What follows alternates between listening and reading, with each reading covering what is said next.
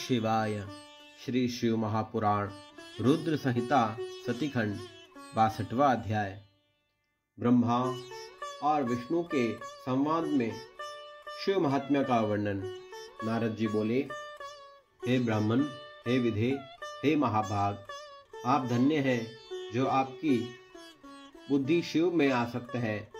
आपने परमात्मा शंकर जी के सुंदर चरित्र का आख्यान किया। महागणों तथा अपनी स्त्री रति के साथ जब काम अपने स्थान पर चला गया तब क्या हुआ और आपने क्या किया, अब उस चरित्र को कहिए। ब्रह्मा जी बोले, हे नारद, आप अत्यंत प्रसन्नतापूर्वक महादेव जी के चरित्र को सुनिए, जिसके श्रवण मात्र से मनुष्य विकार से मुक्त हो जाता है। काम के सपरिवार अपने आश्रम में चले जाने पर उस समय जो हुआ, उस चरित्र को मुझसे सुनिए। हे नारद, मेरा घमंड चूर चूर हो गया और अपने मनोरथ के अपूर्ण रहने से मुझे आनंद रहित के हृदय में विस्मय हुआ।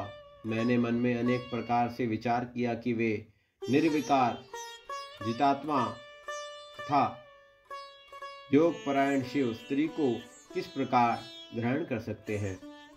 हे मुने, इस प्रकार अनेक तरह से विचार करके अहंकार रहित मैंने उस समय अपने जन्मदाता शिव स्वरूप उन विष्णु का भक्ति पूर्वक स्मरण किया और दीनतापूर्ण वाक्यों से युक्त कल्याणकारी स्तोत्रों से मैं उनकी स्तुति करने लगा।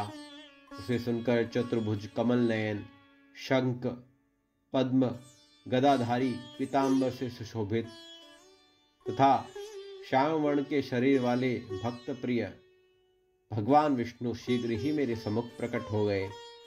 उस प्रकार रूप वाले शरणागत वत्सल उन भगवान को देखकर मैंने पुनः प्रेम से गदगद वाणी में बार बार उनकी स्तुति की।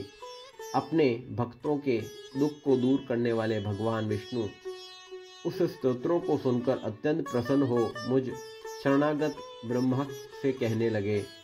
विष्णु जी बोले, हे विधे, हे ब्रह्मा, हे महाप्राज्ञ, आप धन्य हैं। हे लोककर्ता, आपने आज किस लिए मेरा स्मरण किया और किस लिए आप मेरी स्तुति कर रहे हैं। आपको कौन सा महान दुख हो गया, उसे अभी बताइए। उस समय उस संपूर्ण दुख को मैं विनाश कर दूंगा, इसमें संदेह नहीं है। ब्रह्मा जी बोले, हे नारद, विष्णु के इन वचनों को सुनकर मैं दीर्घ श्वास लिया और हाथ जोड़कर प्रणाम करके विष्णु से यह वचन कहा। हे देव, हे रमानाथ, मेरी बात सुनिए और हे मानद, उसे सुनकर दया करके मेरा दुख दूर कीजिए और मुझे सुखी कीजिए। हे विष्णु, मैंने रुद्र के सम्मोह के लिए परिवार मारगण तथा वसंत के साथ काम को भेजा था। उन्होंने शिवजी को मोहित करने के लिए अनेक प्रकार के उपाय किए, परंतु वे सब निष्फल हो गए। उन समदर्शी योगी को मोह नहीं हुआ।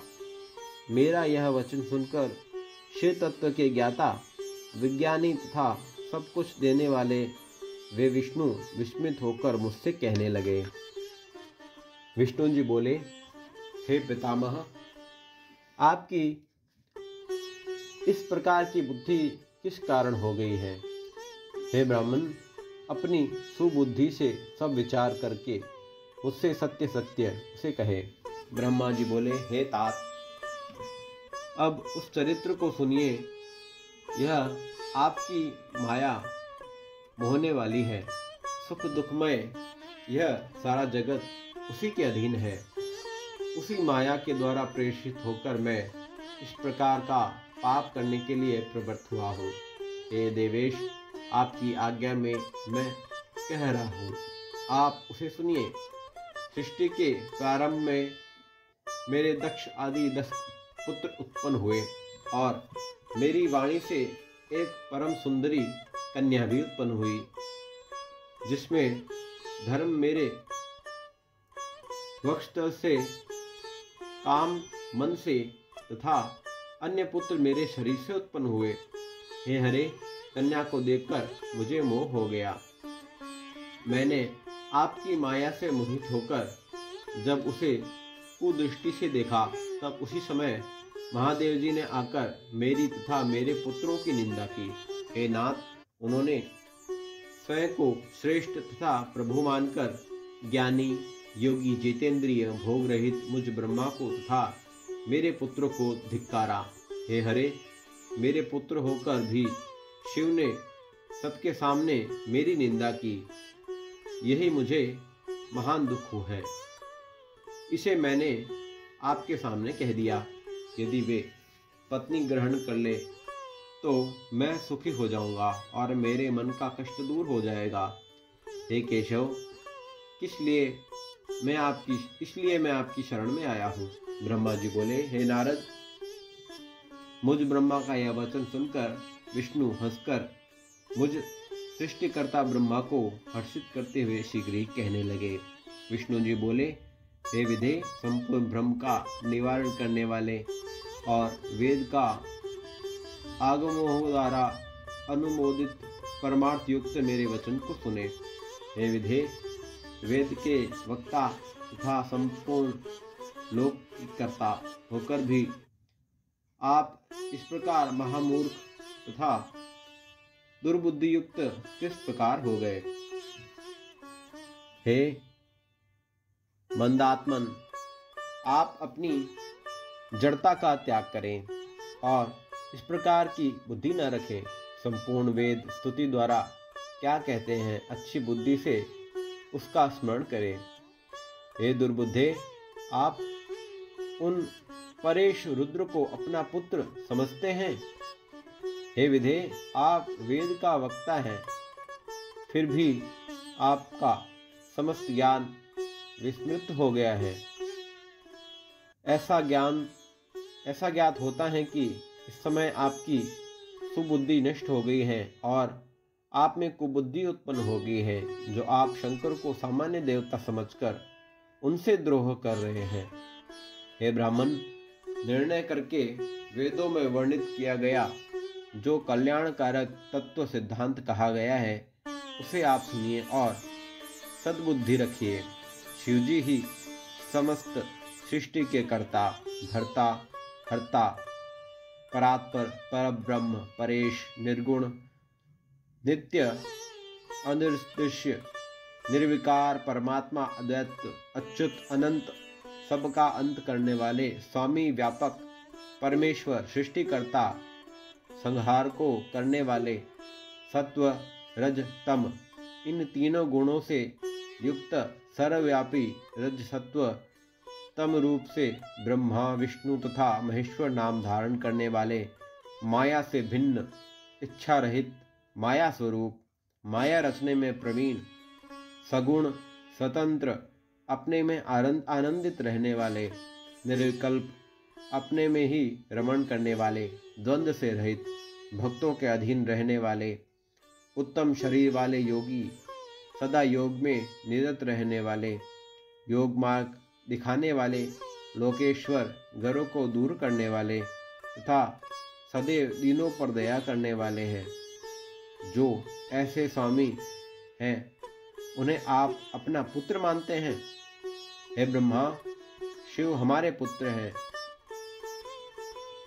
इस प्रकार का अज्ञान छोड़ दीजिए, उन्हीं की शरण में जाइए और सब प्रकार से शिवजी का भजन कीजिए।